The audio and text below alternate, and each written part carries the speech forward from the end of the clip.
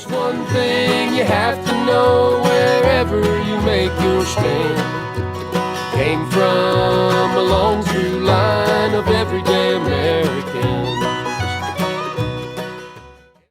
Hello there, everyday Americans. Paul Engel here once again with the Constitution Study. We are here live. I'm glad you could join me.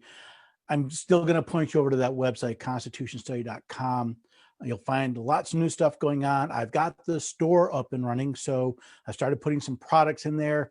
You can get copies of the book, CDs. You can actually get t-shirts. I'm starting to sell some of those. If you have an idea, please pop it into the comment. Let me know. As always, this is a live broadcast. I'm really looking forward to the questions you have.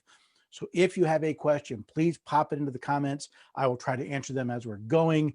I am kind of a one-man show, so sometimes it's a little bit of juggling, but I really want this to be as interactive as possible. Speaking of that, I have a question for everybody, and I hope to remember to repeat this a couple times.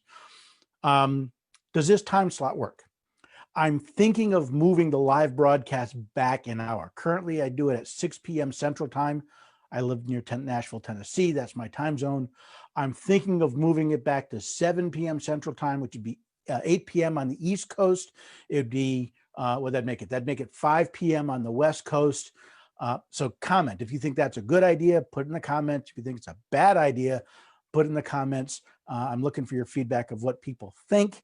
And, other than that, there's a lot going on. We're starting to see people invite me for other classes. In fact, I have a friend of mine, who's put together a very interesting class. I'm going to try to remember to talk about that when we get to the end of the program, something you all may be encouraged about.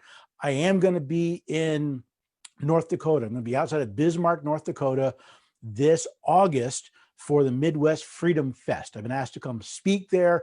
I'm writing the material now, so hopefully anybody that's in that area, especially if you're going to go to the Freedom Fest anyway, I hope you'll stop by and say hello. I'd love to see you. I'd love to shake your hand, say hello, act like real human beings. So I have that. And I don't have a lot else going on as far as in-person events right now. I'm hoping to change that.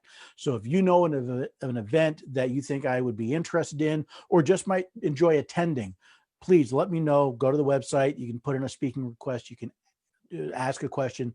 Give me an idea, and we'll see if we can make that happen. Gun Barrel City, Texas. I like that. Hey, great. So people are asking questions. This is one of the things I love about the live broadcast is the chance to answer questions and answer them real time. But with that, I want to talk about what I refer to as electoral imbecility. And it actually comes from two cases before the Supreme Court, and they pretty much prove beyond a shadow of a doubt, if I can get my notes to start working here. Come on. My notes, sorry about that. My notes suddenly decided they were working fine before. They suddenly decided, no, they don't want to work now.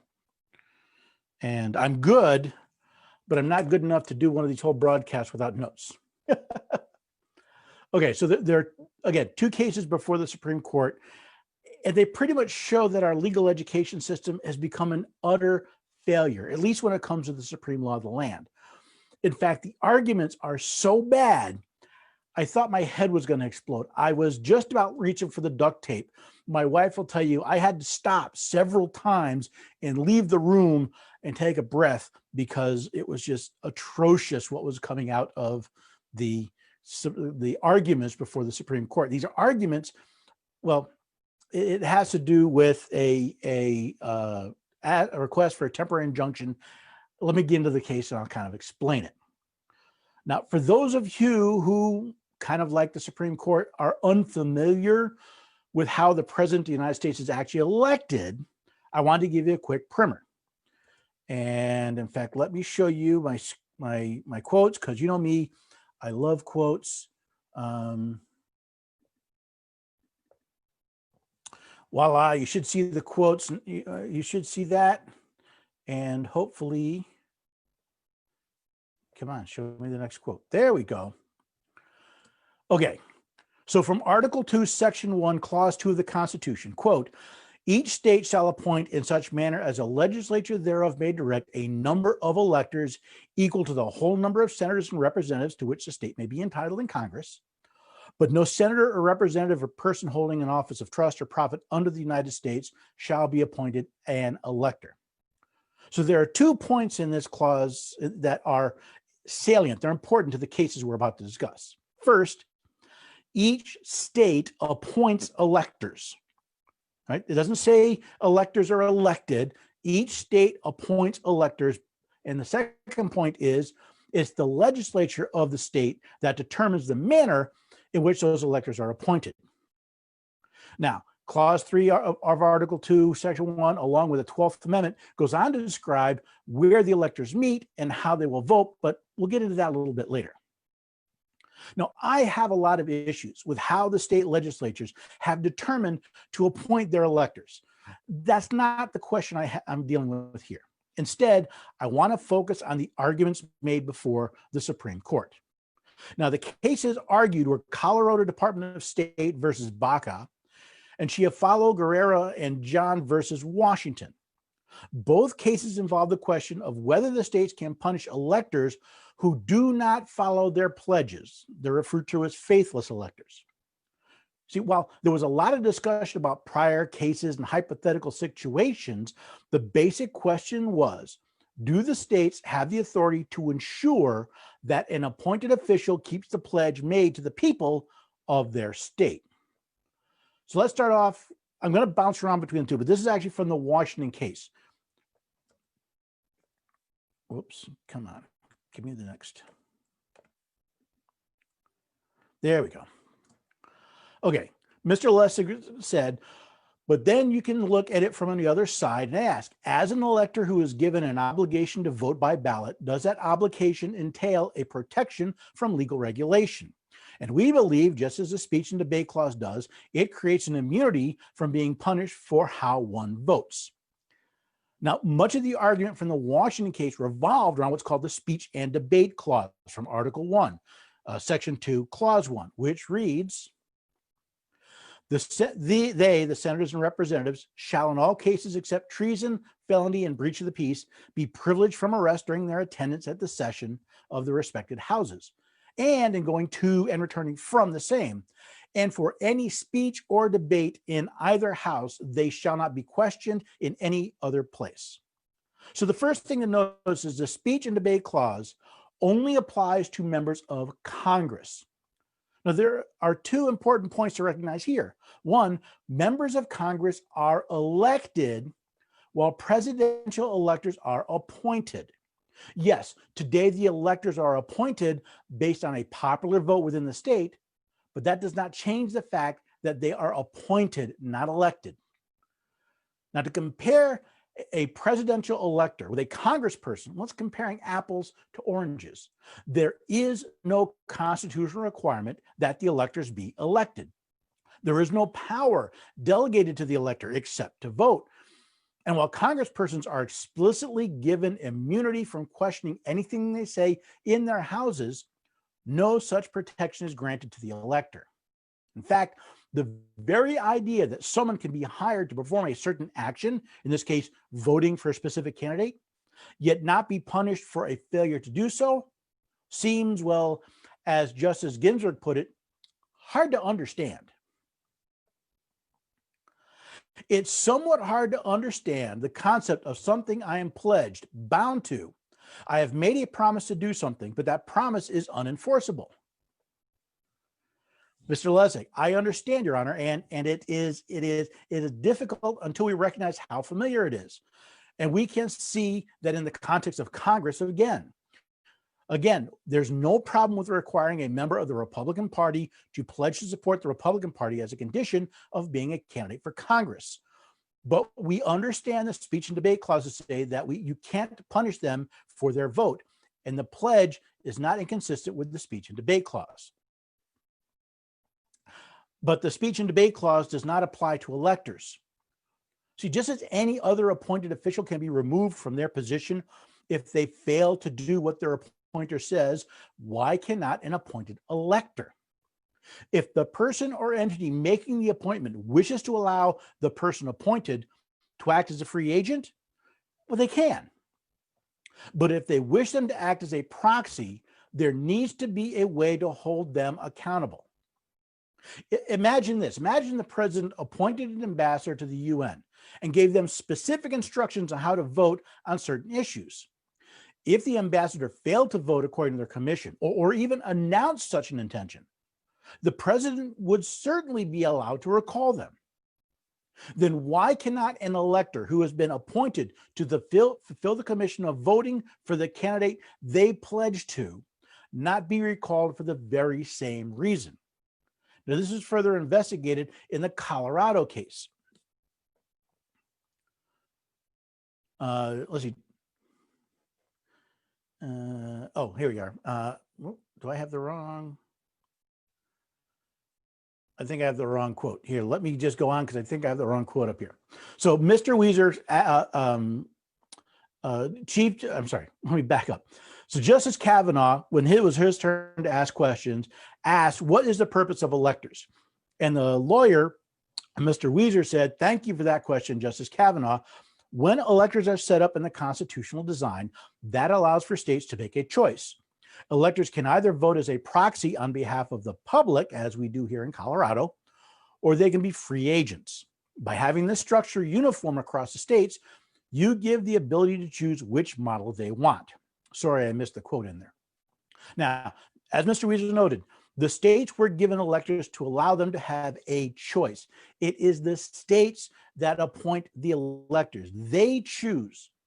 And it is their legislatures who choose how an elector, the manner in which an elector is appointed. They choose electors. They could choose them based on political parties, on familiar relationships. Well, heavens, they could do eeny, meeny, miny, mo if that's what they wanted. It would be constitutional. The legislatures of the several states can choose electors to act as free agents or as proxies for someone else.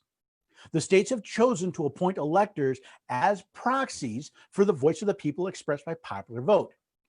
Now, to act against one's commission is not only a violation of their word, but a corruption of the process and a usurpation of the power vested in the legislatures of the states. Now, if the legislatures of the several states wanted the electors to act as free agents, then they would have the elector's name on the ballot, not the candidate they pledged to support. And this is an important point I want to mention. Remember, you did not vote for Elector Smith or Elector Jones. You voted for someone who promised to vote for a specific candidate. How just is it to the people of the states for them to vote for the appointment of an elector who promised to vote for one candidate, only to have that elector vote for another? And how could the people even determine who to vote for, whether an elector is faithful or not? How could you determine who to vote for if you have no clue of the person you're voting for, how they're going to vote? See, if we're not given an opportunity of knowing who we're voting for their vote. And that seems to be completely lost. Now, both cases made reference to the 12th Amendment, which I found interesting.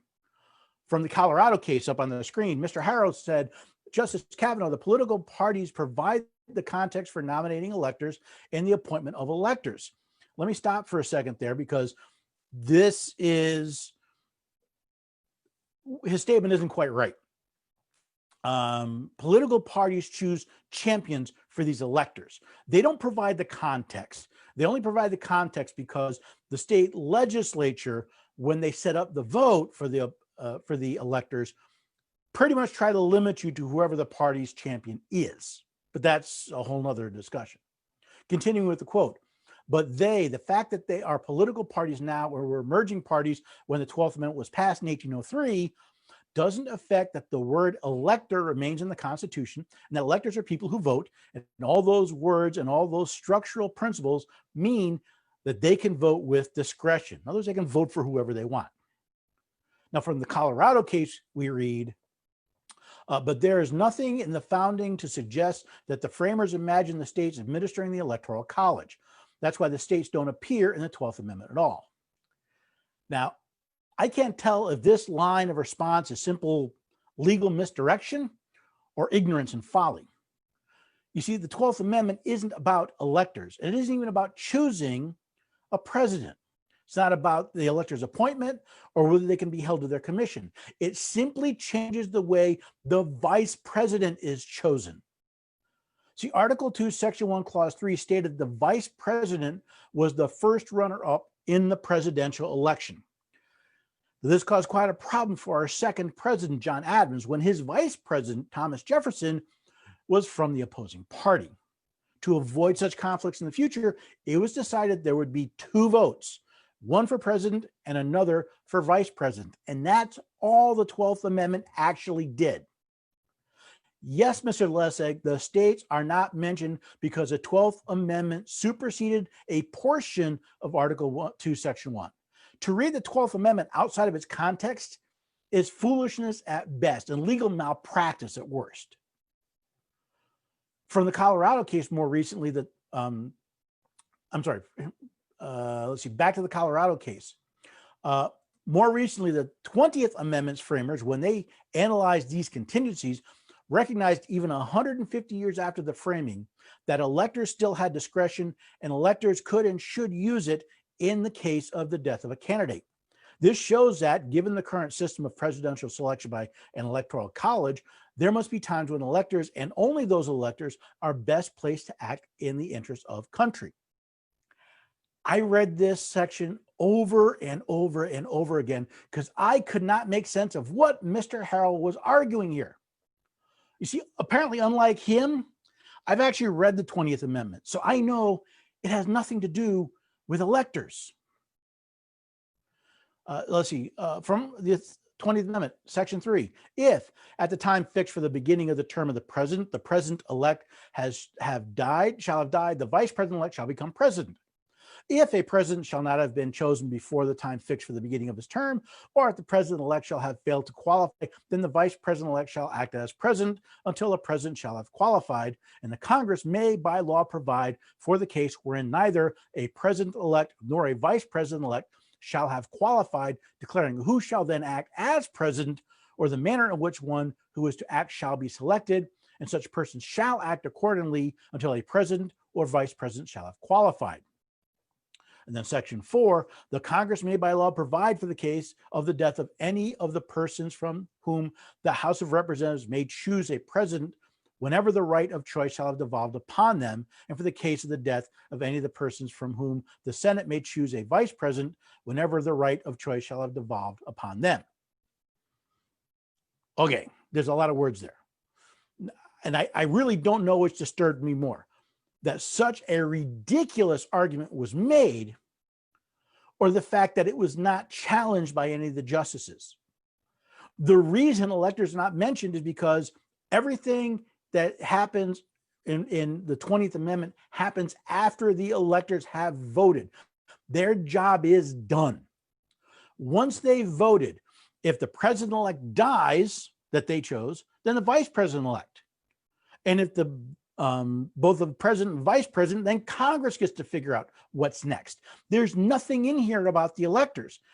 And as I said, not only was such a stupid argument made, not one justice that I saw challenged what was said, not about the 12th Amendment or about the 20th Amendment. Now, as I said, reading these arguments, these two cases, gave me headaches. You see, I wanted to believe that the Supreme Court only took this case to overturn a horrendous decision by the 10th Circuit. The 10th Circuit basically said, no, even though an elector was appointed to vote for a specific candidate, they can vote however they want, and the state has no authority to punish them. So I thought, you know what, the Supreme Court, maybe they're just taking this to overturn it. But after reading the questions from the justices, I can see that that was only wishful thinking. These arguments bring me to two definite and very concerning conclusions.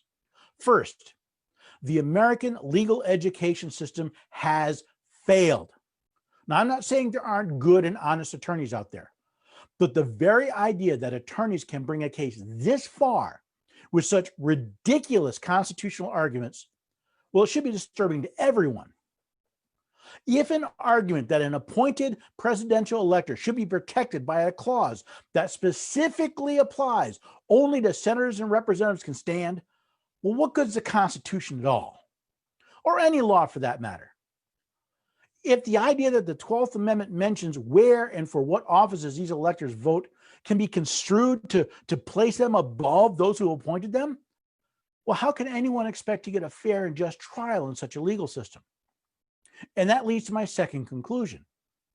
See, there's a very good reason why the framers of the Constitution did not give the courts final say on what the Constitution means. I know that's a common misconception. It's talked about all the time.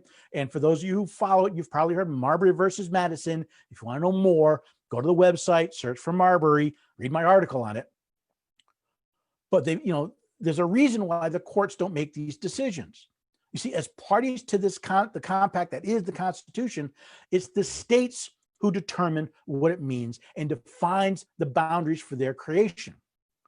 Now, since the Constitution did not give the courts the authority to set the meaning of the Constitution, it remains with the states. How do I know that? The 10th Amendment. The powers not delegated to the United States by the Constitution, nor prohibited by it to the states, are reserved to the states respectively, or to the people. You see, regardless of what these legal beagles, they're not legal legals, they're legal beagles. Regardless of what they've been taught, they are not supreme over all, but only the supreme and final court of appeal. The Constitution alone remains supreme. That includes the 10th Amendment and the limitations on government it enforces. Now, if this court leaves its opinion of the 10th Circuit in place, it should be proof positive that the entire judicial branch has been corrupted, and it should not be trusted.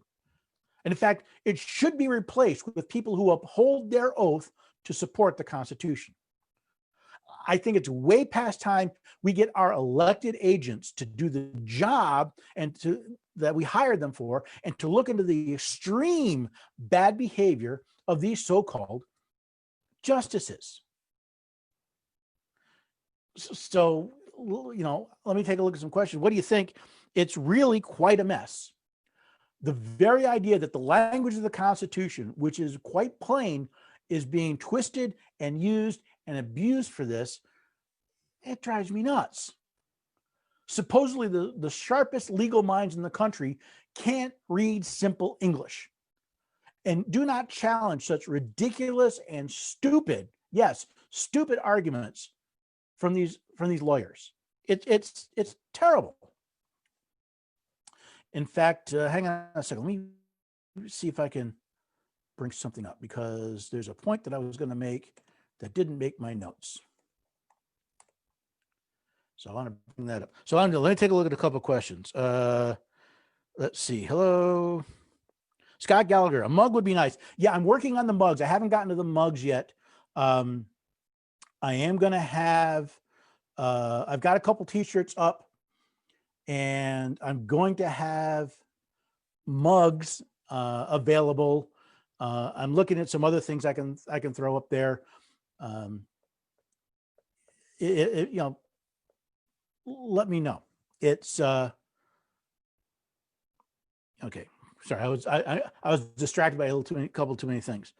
But hopefully there'll be more stuff showing up at the store. We can talk about that in a minute.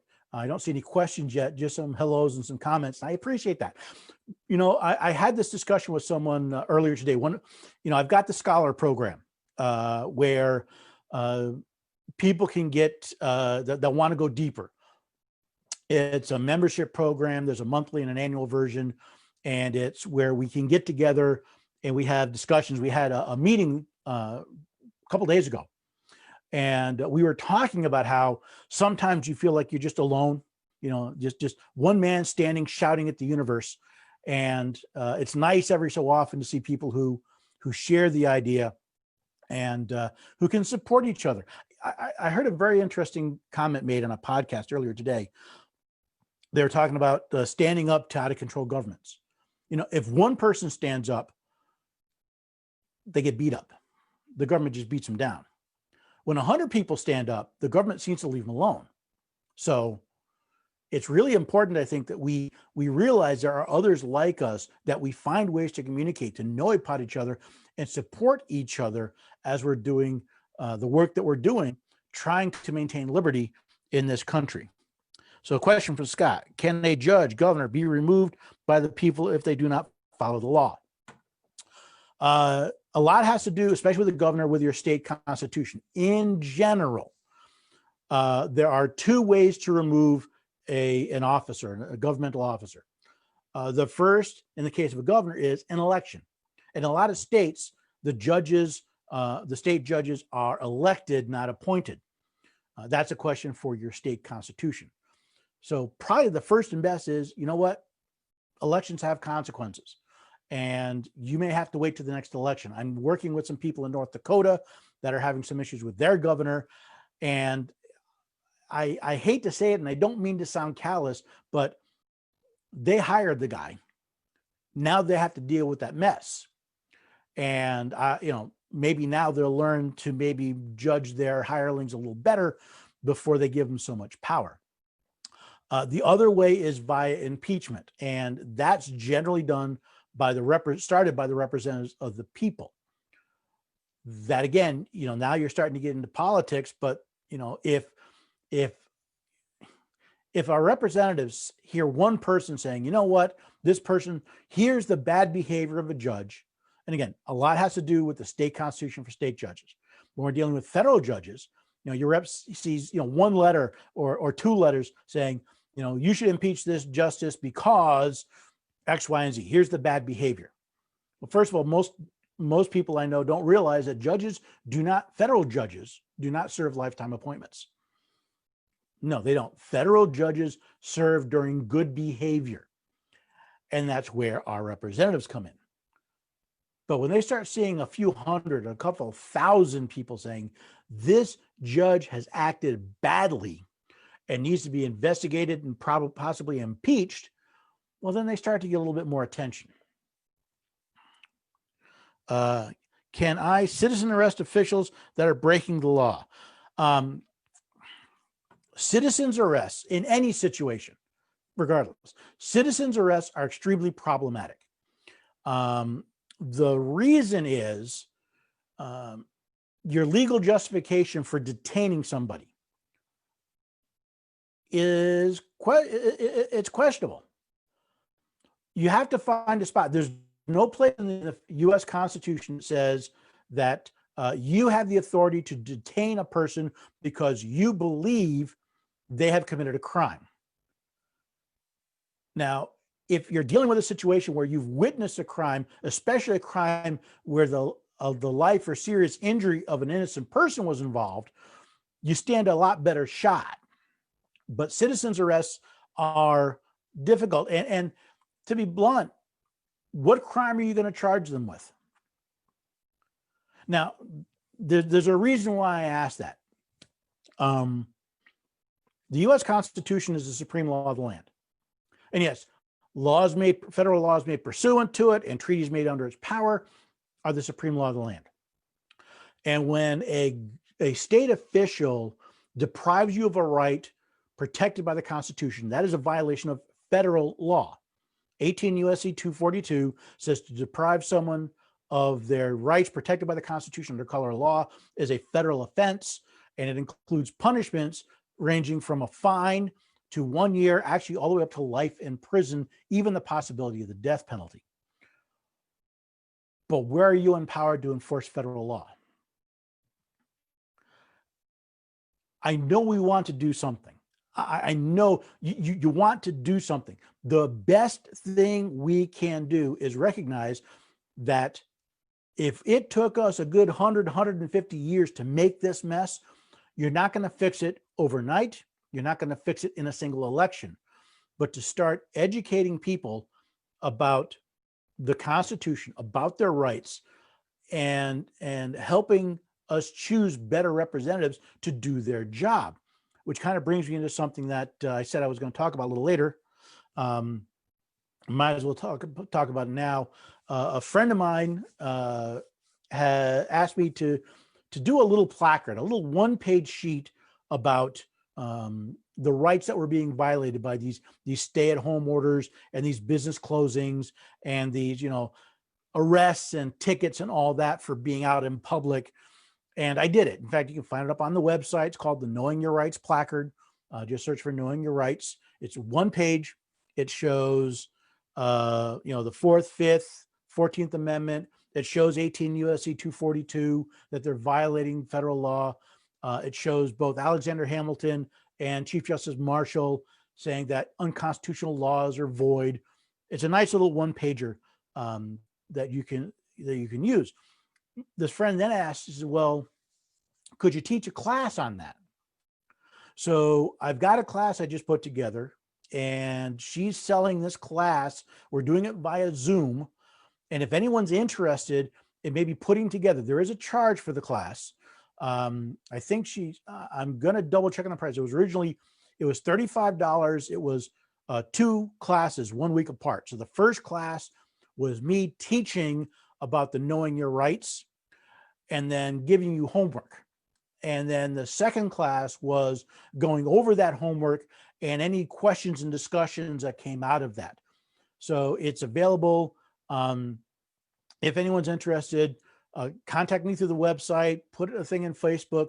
I will send your contact information to them, and we'll see if we can arrange something to talk about this whole knowing your rights. And again, this all came out of the stay-at-home orders and the business closures that the states implemented, most of the times governors instituted by executive order, and just how illegal and unconstitutional they are. So if you're interested, again, let me know. I'll put you in touch, and we'll see if we can what we can do from there.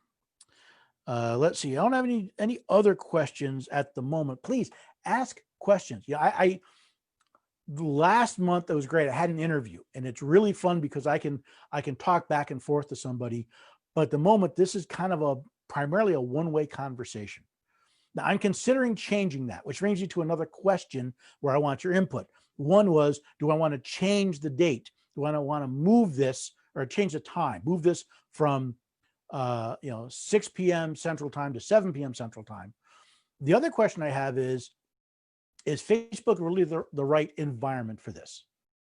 And the reason I ask is simple. As I said, it is a one-way conversation. I am talking to you, and other than typing questions, there's not a lot of feedback. Well, I have tools where we can do this as an online meeting where everybody meets up on a Zoom, in a Zoom room, and we can all see each other if you want.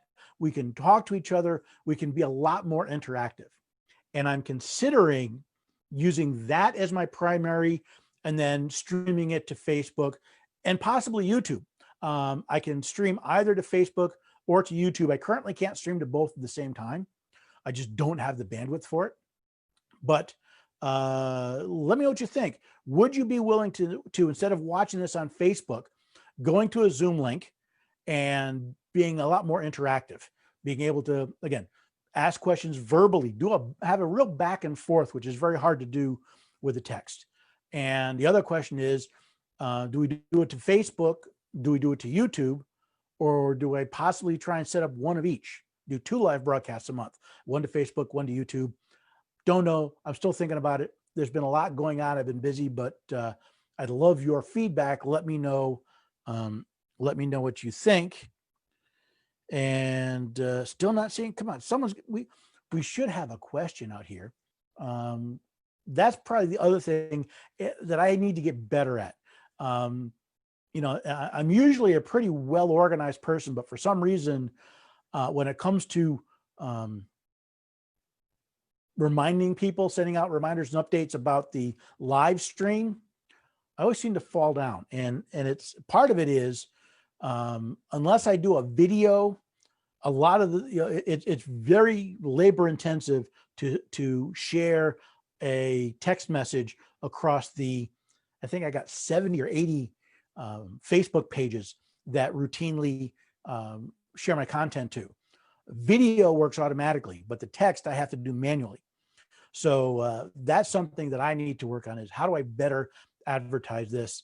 How do I better remind this? And the good news is, if I do a Zoom version of this, where we get together on Zoom and Facebook is an add-on, I'll have a whole list of, people will sign up for it, and I'll have their emails and I'll be able to communicate with them directly, and it'll be a lot easier. But again, I'm looking for feedback.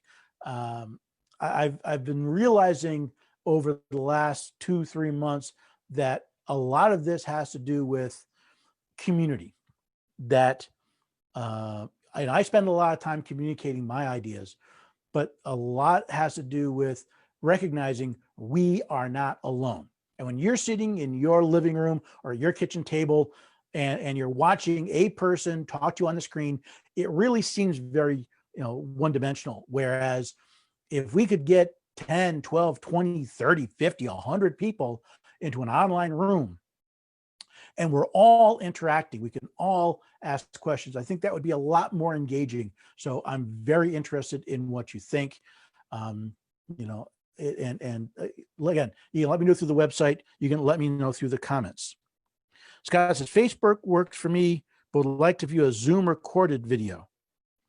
Well, Scott, I do record all of these, and I actually take the recordings, and usually I have a little lead-in time. I usually clean up the lead-in time, and I post that to YouTube, which is also on the website. So everything I do live is automatically recorded and placed on Facebook. So it's there. But there's other things that maybe we can do. Would be interested. I'd be interested in that. I'm surprised no one else has questions about presidential electors. That's usually an area I get a lot of discussion about when I'm talking in public, and I mention the fact that people don't vote for president. We don't. Look at the ballot. It says you vote for an elector who has promised to vote for a candidate. And that usually generates a whole lot of questions, and I haven't seen any. I was kind of hoping for what do people think? I was hoping for a little feedback on, should states be able to punish electors who promise to vote for one candidate and then vote for somebody else? So ask those questions. Let me know.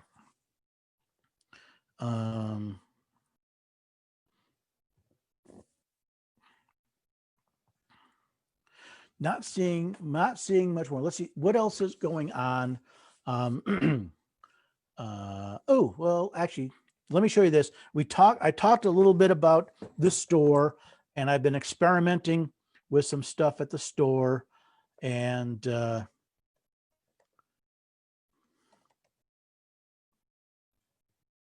let me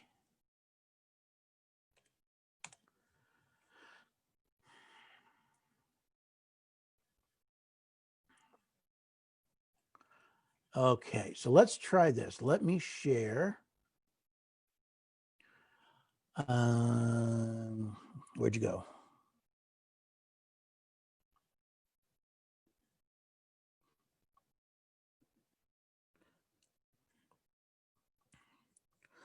Actually, let me go here. Let me share.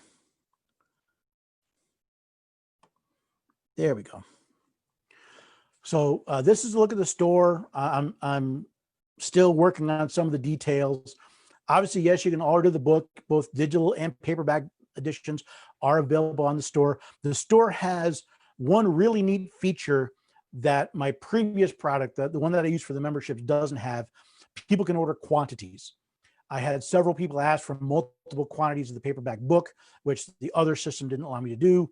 This I can do. It's all in there. I do have the CD.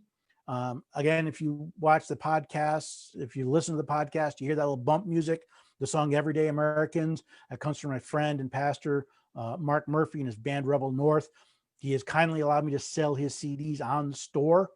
So if you're a bluegrass fan and you like that, you can buy it through there. And it allows me to do some interesting things that hopefully you'll start seeing more of. One thing I did, so I've got a couple of shirts up there, and one shirt is basically, actually, let me show you this other one first. Let me show you So here's my thought. And again, I'd love your feedback. I want to do a whole line of shirts and coffee mugs that basically are founding father quotes. And I did a design with my wife and daughter where basically I've got my new Constitution Study logo on the front. Yes, it's a brand new logo. I think it's kind of nice. I think it's kind of cool. But and then on the back, where's the back? There we go. On the back, I basically have the quote, and then the founding father and a small portrait. And it's okay. I played with a couple formats. Is this one? Do you find it interesting? Would you like these types of shirts? What I really want to do, and I want to figure out how I can do it, is actually have the portrait of the founding father on the front, and then have the text layered over it. But I haven't found a way of doing that where the portrait and the writing don't just merge into a blob and become illegible. So do you like this layout? Would you like it on the front if it was over that? Do you have specific quotes you'd like me to include? Obviously, I've got my John Jay quote because I use that all the time. I'm going to put up my Captain John Parker quote, stand your ground. That's going to be up there. The Ben Franklin, I got 2 Ben Franklin quotes, right? Anyone who would give up essential liberties for temporary safety deserves neither liberty nor safety. That's going up there. Also, my personal favorite, which is democracy is 2 wolves and a lamb voting on what to have for lunch. That's going to be going up there. But I want some feedback on on how that's laid out. Do you like that? Would you like to see something different? Again, I'm always looking for comments and feedback. This one I came up with, it came to me one morning, and I just had to do it. For those of you who, like me, are fans of the movie Princess Bride, you're familiar with the character Inigo Montoya. Well, I created this shirt. And on the front, it says, "Hello, my name is American Voter. You stole my rights. Prepare to lose." And I think this could be if not a battle cry, certainly a clarion call saying, hey, wait a second, these people have stolen our rights. It's time they prepare to lose their elections. If you're not going to protect our rights, you don't get to keep your job. And then on the back, which for some reason is being difficult, it says, if you remember the movie, if you haven't watched the movie, I do recommend it. It's a fun, campy movie. There's a lot of humor in it, but there's a scene at the end when Inigo Montoya's got the bad guy cornered and he's got his sword to his throat, and the bad guy promises him money and power and anything he wants. He's asking Inigo Montoya, what do you want? He says, promise me money. Yes, all the money you want. Promise you power. All the power you want and more. He says, ask me anything. Tell me you'll give me anything I ask for. Anything at all. And he looks at him, he goes, I want my father back. And I twisted that and I said, when they offer you money and power too, when they offer you anything you ask for, tell them, I want my rights back. And yes, I did abbreviate that language on purpose. But I like that because I think that shows a level of spunk. It shows a level of, from the movie Network, right? I'm mad as hell and I'm not going to take it anymore. Okay, at least Scott's engaged. That's great, Scott. I think they should be held accountable to the vote for what the people voted for. Unless info arises that shows a person is not who they said they were, rhino, etc. Well, personally, I don't use the term rhino, and there's a very important reason why, and I'll explain it in just a minute. The point is, if you hire me to go, let's say your name is Jack, and your mom gives you a cow to go sell at market. and you get gold. And instead of that, you get some magic beans, praying that these magic beans will save you. Is it really a question of party at that point? In other words, if the people have said, we want the electors to vote for candidate X, there should be no reason other than candidate X has become invalid, unable to serve, like we saw in the 20th Amendment.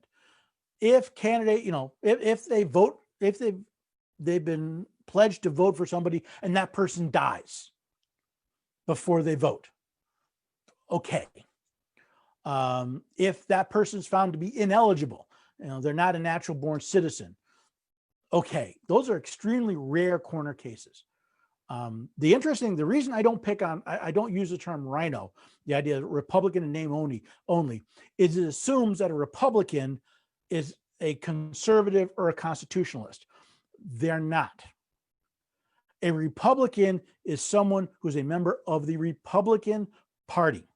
And the purpose of the Republican Party is to get Republicans elected to office. That is its sole and only purpose for existing. It is a private organization designed to get their members elected to office. Period. End of story. If you are a member of the Republican Party, you cannot be a Republican in name only unless you do not support other Republicans. So unless a person says, hey, if Donald Trump went to the, went to the ballot box and voted for nothing but Democrats, if Donald Trump went to the ballot box and voted for Joe Biden, well, then he'd be a Republican in name only, right? If he goes to the ballot box, but even that's kind of a stretch. Republicans are not the solution. Democrats are not the solution. Remember, George Washington, in his farewell address, said the spirit of party will tear this country apart, and it has been, and we've seen it. It's not a question of party. I don't care what party a person is in. I care whether or not they will fulfill their oath to support the Constitution. If they fulfill that oath, then I will support them. If they violate that oath, I will not. Right? That's my pet peeve on the term rhino, is it assumes that the Democrats are bad and the Republicans are good. And if you say you're a Republican, but you're not really a Republican, then you're not the good guy, you're the bad guy. A pox on both their houses. I had this argument with a couple people. In fact, one guy at the last homeschool conference I went to in February. He not only debated me in my class, he came to my booth afterwards, and I still come back to, parties. Parties work on loyalty, and they work on the idea that you will do what's best for the party rather than what's best for the country. And I don't care what party you're in, nix. I was actually had people from the Constitution Party approach me, and they suddenly got quiet when I said, I don't support parties, period, any party. I don't support the Republicans, candidates. I don't. Pox on all their houses, because this idea that it's the party is the solution proves we don't know what the problem is. So that's my little pet peeve. I don't think we should vote separately. Vote to be private. Have to go to the line. Democrat, Republican. Not quite sure what you mean there, Scott. But like I said, the presidential elections are different because we don't directly vote for president. We're voting for people who are going to vote for president. And as I said, I have a lot of issues with the way the state legislatures appoint their electors. I think winner take all is a bad process. I really would like to see electors appointed based on, well, I think the best thing to try would be to have it done based on congressional district. So since the number of electors is based on the representative Congress, I think each district, whoever wins from the polling places in that district, an elector for that candidate should be chosen. And then the two senators are based on the overall vote for the state. So, if your state, I used to live in the state of New York, and I lived in upstate New York, which means no matter what most people did, all the presidential electors are going Democrat. I think the last time they had a Republican voted for by the state of New York was actually it might have been Reagan. I think Reagan, because in '84 he won like every state but Montana or something like that. Minnesota, I forget what it was. It was a blowout. But it'd be nice if my local district, which was much more favoring Republicans and Democrats, if they had an elector, and I think would much more represent the makeup of the state. But that's not a federal problem. That's a problem with the legislature of the state of New York. Now, I live in Tennessee. The same problem exists here. I bring it up to my representative and my senator. We should go to proportional voting. I think it should be done this way. But this idea of winner take all it does is empower the party rather than empower the people.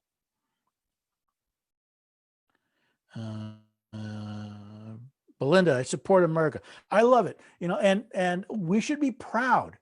We should be proud to support America. We should be proud to support the Constitution, and we should be willing to stand up to the people who are dismantling and destroying and ignoring the Constitution. The Constitution is the supreme law of the land. If your governor, I'll take Tennessee as an example, if your governor says you're supposed to stay at home, well, I'm sorry, but you're depriving me of my liberty without due process of law. The U.S. Constitution says that's illegal. You can't do that. So I'm going to ignore your order because your order is illegal and void.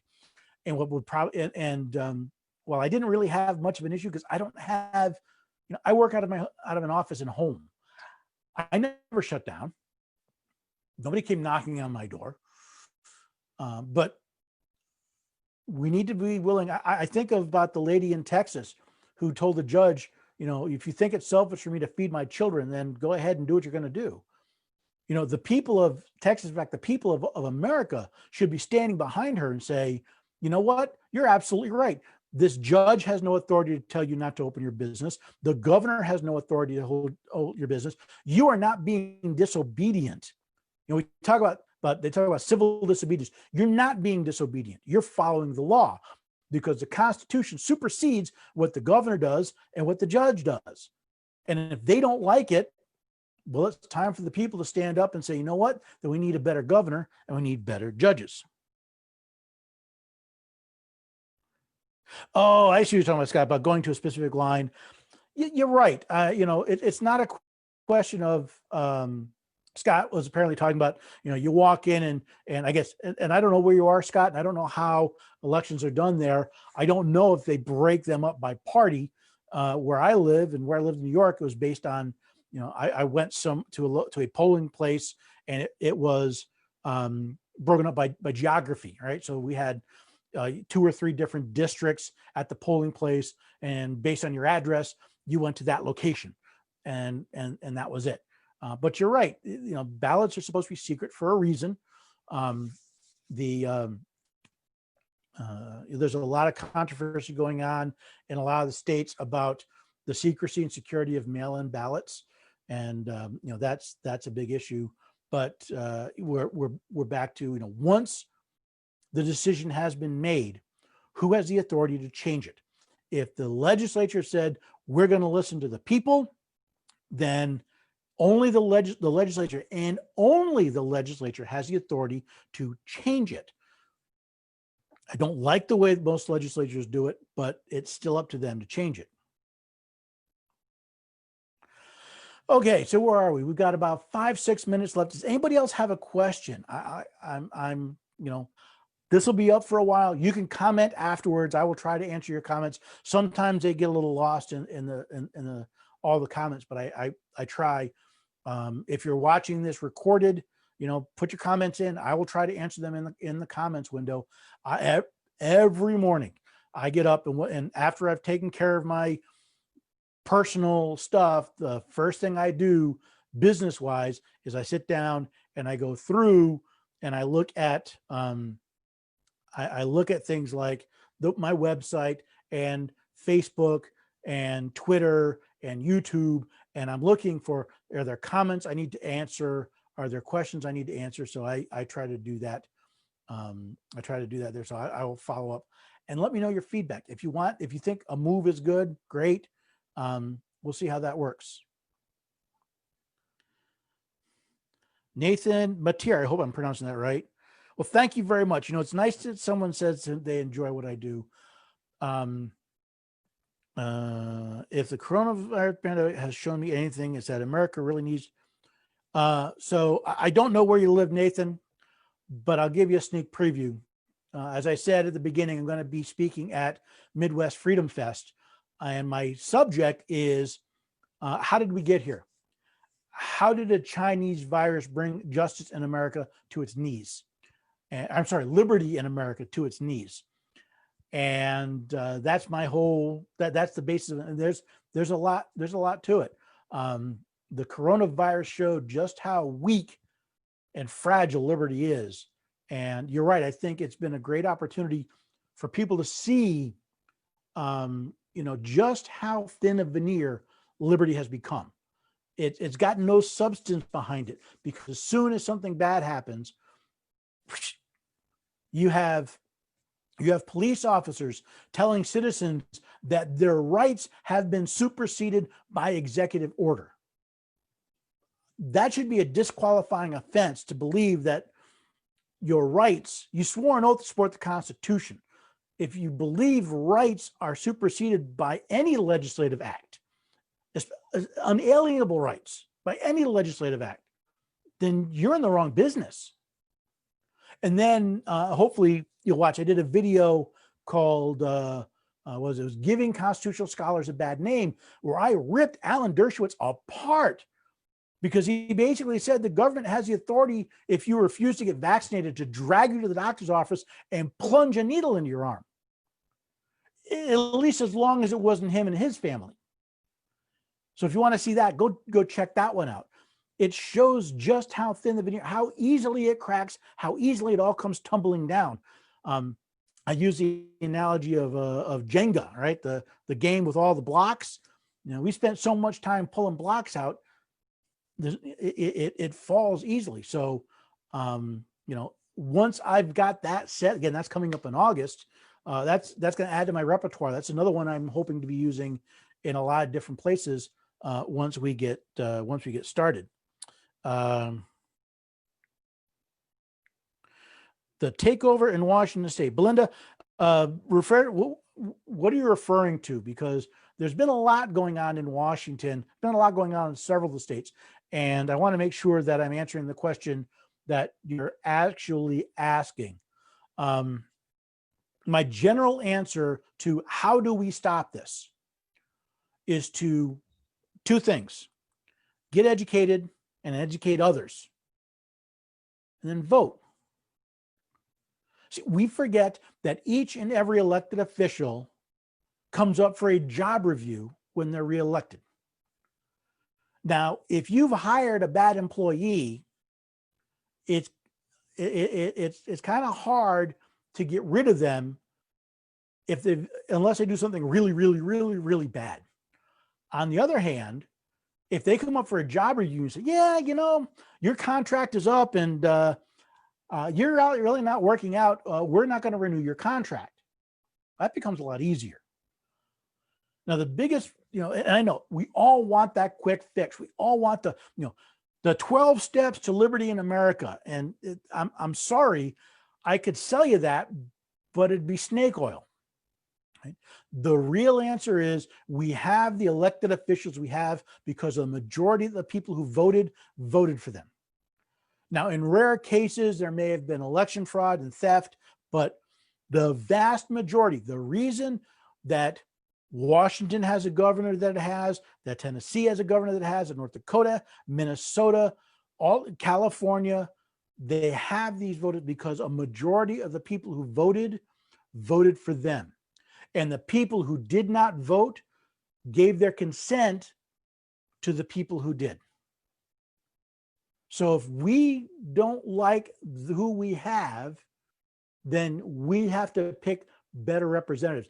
James Garfield said at the, I think it was a centennial of the nation, and I'm paraphrasing, the character of Congress is based on the people. If Congress is good, honest, and decent, it's because people demand goodness and honesty and decency from their representatives. If it is evil and corrupt, it's because the people allow evil and corruption. We've been taught, we've been influenced to believe we have no power, we have no authority. And individually, that's true. One vote is not going to make a difference. But what's really interesting, it actually goes into a sermon series I'm doing in church, is it's not the one vote that matters. I should say it's the one vote. It's not that one vote doesn't matter in the big picture. It's when that one vote influences the vote next to it. In other words, when I'm at home and I'm talking to my wife and my daughter, both of which are voting age, I can influence how they look at their candidates by that. When I'm talking with friends or other parts of my family or YouTube, and I'm talking about how I go about it and I educate people about these things, I can influence how they vote. Now, if I can influence a few people, let's say we've got, right now I got 5 people watching this live, right? So if I can influence 5 people to say, you know what, come November, as you're prepared for November, start right now, start today. I want you to look at every candidate that's up for election, and I want you to rate their current term on one thing and one thing only. And that one thing being how they fulfilled their oath to support the Constitution. I don't care, I don't care what rhetoric they use. I don't care what promises they made. I don't care what is your favorite cause. I'm not saying your cause doesn't matter, but if the first step in judging your candidate is they swore an oath to support, they swore or affirmed to support the Constitution of the United States, and if it's the state level office, to support the Constitution of their state. How did they do? Give them a letter grade. And then based on that going, okay, if my candidate got a B plus, I'm more likely to vote for them unless someone comes along that has an A. But if they got an F, I got to vote for somebody else. Now then I may look at it and say, well, okay, I got 2 B pluses, or I got a B and I got a B plus. They're both okay. They both have passing grades. They could be better. But what's my cause? Is my cause abortion? Is my cause Second Amendment rights? Is it free speech rights? Is it civil asset forfeiture? Is it judicial oversight? Whatever it is, if you're starting with someone who fulfills their oath, then you can move on to what are the other causes. But if they don't fulfill their promise, if they stand there and swear to you, I will support the Constitution of the United States, and they don't, how can you trust them to support any other cause? How can you trust them? How can you trust their position on abortion if you can't trust them when they say, I promise to support the Constitution of the United States?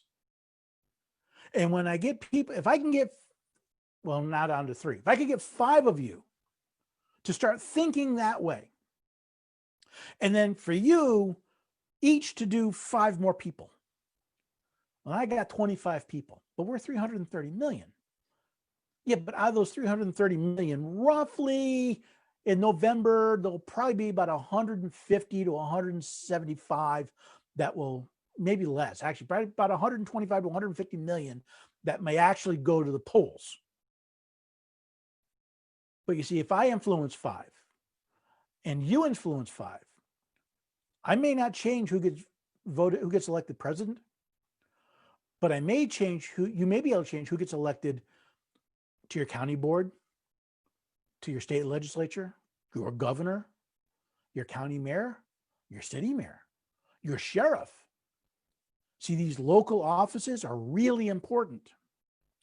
You can have a lot of influence over them, and you start changing your area. You know, you start changing your county, and then maybe that influences the county next to you. And yeah, it's not going to happen in November. We're not magically going to have this fixed in November, but we start making changes, because I'm not simply looking to solve the problem for me. I'm worried about my daughter.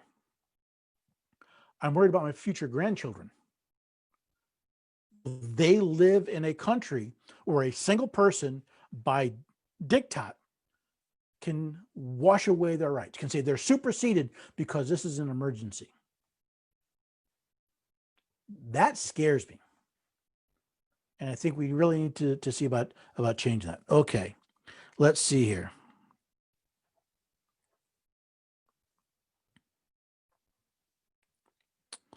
Belinda, yeah, you know, well, yeah, Burgum.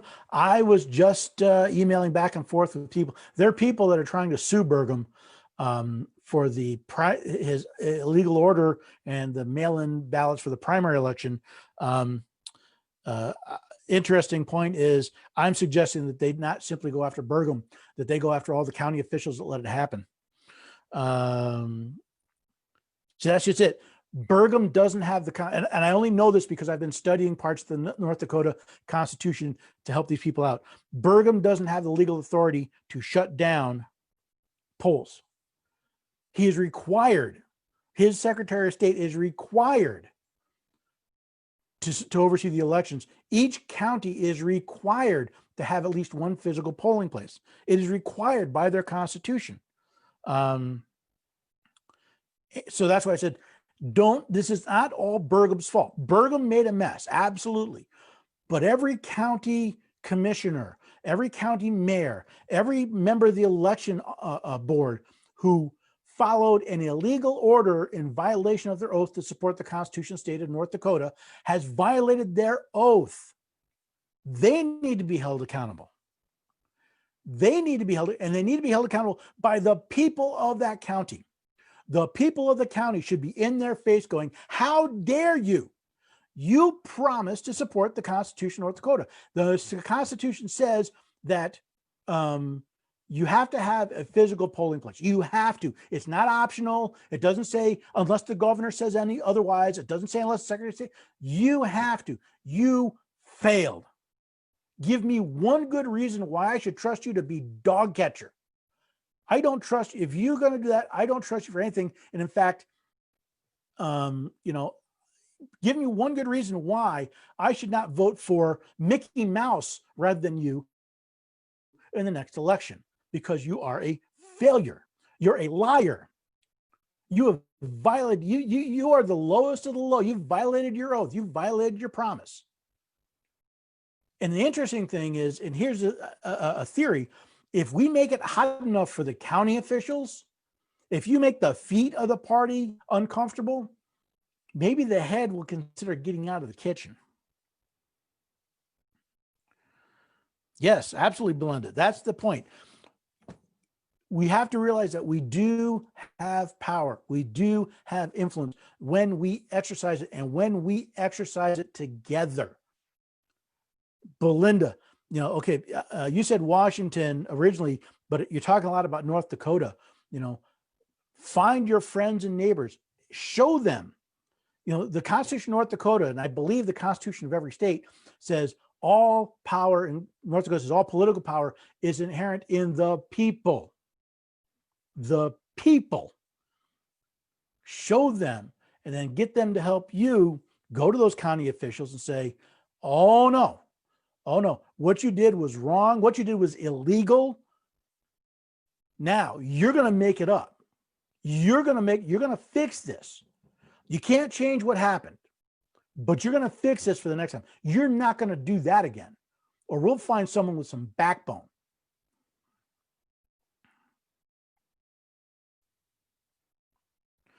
A lot of these states are doing it, and a lot of these states are doing it in violation of the state law.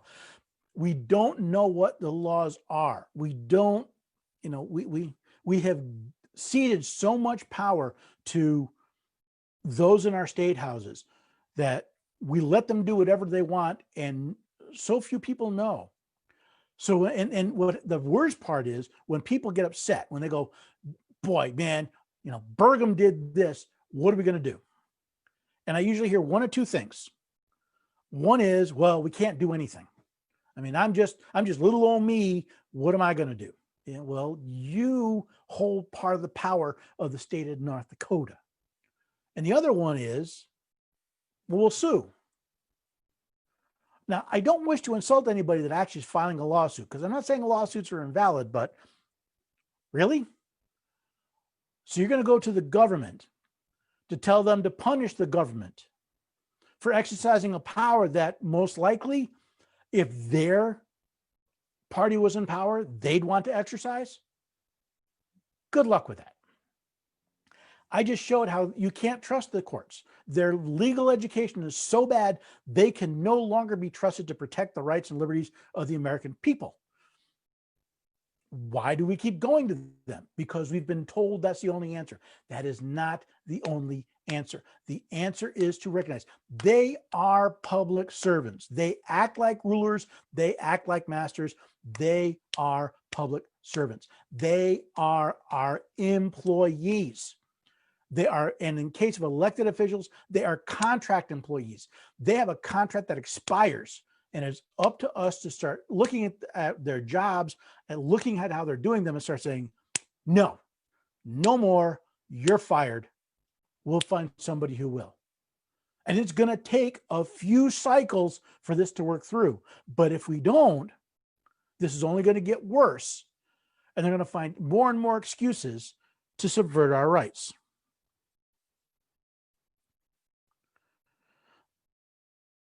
Recall, yeah, recall's an option in some states. My biggest issue is if you can't get the right person elected in the first place, recalls really only work for really severe problems. For someone, hey, we have a video of this guy murdering kittens. Okay, you can get a recall. We have evidence of this person taking bribes and selling out. Okay. The problem is it's that slow erosion that each and every day that our liberties are being eroded, and we sit back and let it happen because, well, I can't recall them. No, but you can help fire them.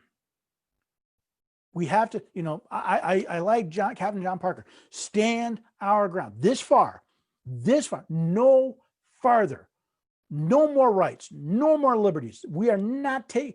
I'm mad as hell and I'm not taking it anymore. This is it. I wrote a letter to my governor saying, listen, not only is what you did wrong, not only is it illegal, you broke federal law, and anybody that followed your orders broke federal law as well. Do I have to call the FBI?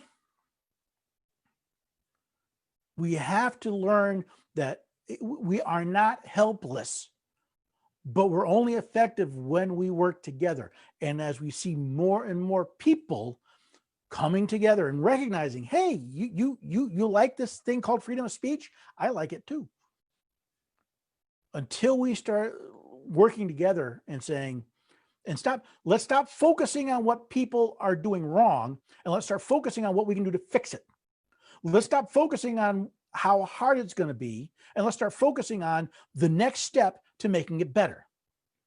What's the line? The journey of 1,000 miles begins with but a step. The problem is we're standing here going, gee, it's a long road. I don't know. We got to start taking that first step. You take the first step, and then you take the second step. And when you go take the third step, you find it's a little bit easier. We have to stop looking at our shoes and going, what am I going to do? We got to look at the horizon and say, that's where I want to go. That's where I want to be. let me start moving that direction. I'm not going to get there tomorrow, but unless we start moving, we're going to keep going. We're the Titanic heading for the iceberg going, well, gee, it's a pretty big ship. It's going to be hard to turn. We're the movie character in the car that's speeding towards a cliff going, oh, well, what am I going to do? I got to do something. Let me step on the gas. We have to start looking at where we want to go and start moving that direction. Until you start moving that direction, oh, well.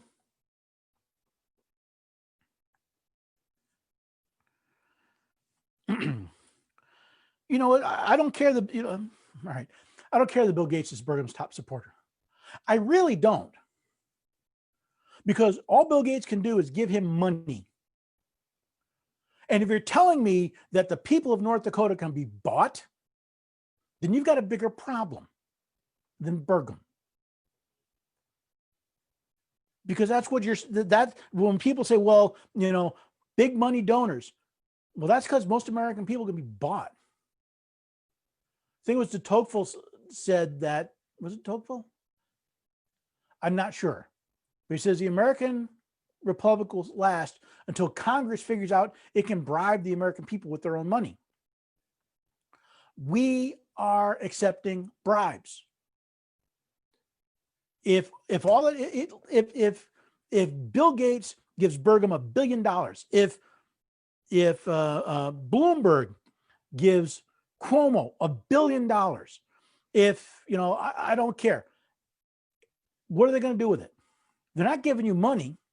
They're buying advertising. They're lying to you, but they're buying advertising.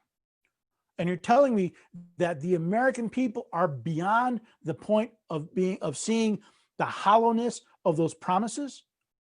Trust me, when I speak, I often use the question, how can you tell when a politician is lying? I have yet to ask that question and not get an acceptable answer. That being, their lips are moving.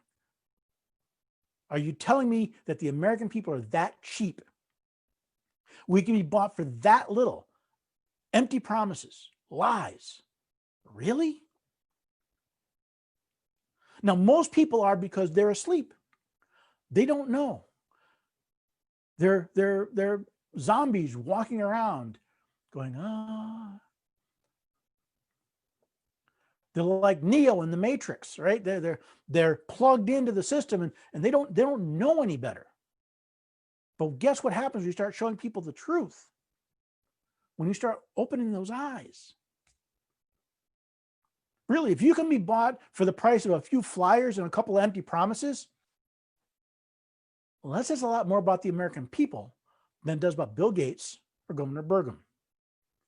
It says a lot more about the people of North Dakota that they can be bought. Now, it does say that we have a challenge, right? Because how do we get our message out when there's all that money going to that message? But you see, that money goes to TV ads and print ads and internet ads. Our message goes face to face. I don't need to challenge Bill Gates and his money. I need to convince my neighbor. I need to convince a couple of my neighbors. I need to convince a couple of my friends to at least stop and think and consider. We may disagree on what the ultimate answer is, but to stop, think, and consider. Again, let's not pretend those problems don't exist, but let's not focus on them. Let's focus on where we want to go. There's an interesting, it's not part of the anatomy, there's an interesting process in the human brain. The human brain follows the eye.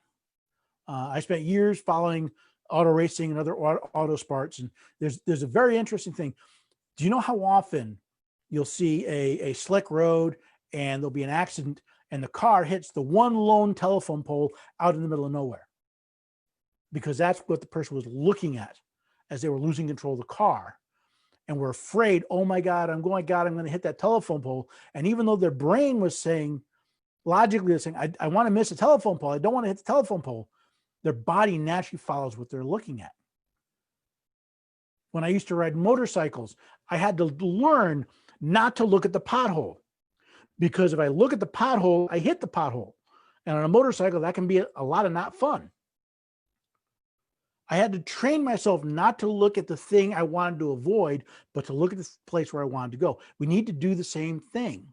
We need to look at where we want to go, not pretend that the pothole, not to pretend that Bill Gates, not to pretend the money isn't there, but look at where we want to go. Otherwise, we're going to keep running into that problem over and over again.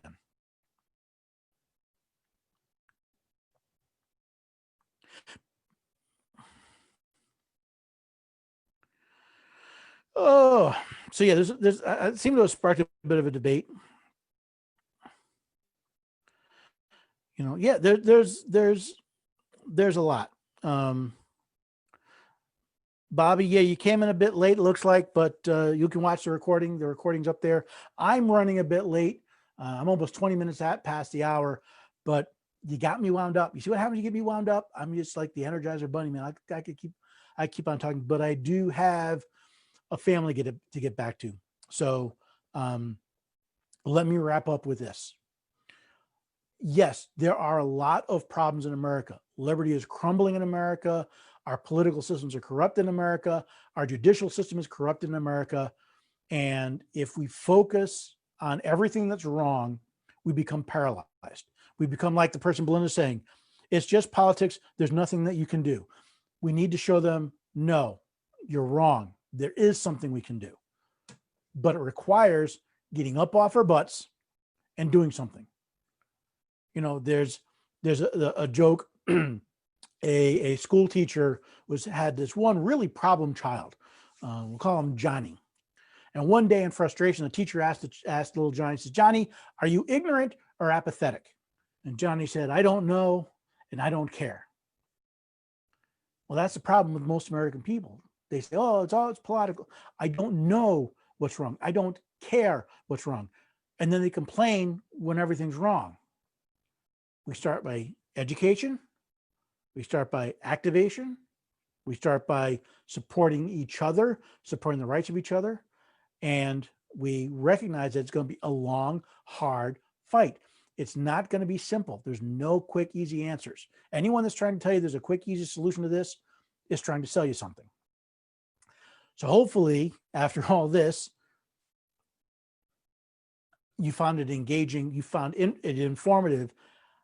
I'm hoping that it was engaging enough that you'll come back here the next time at the Constitution Study. Have a great night, everyone. There's one thing you have to know wherever you make your stand. Came from a long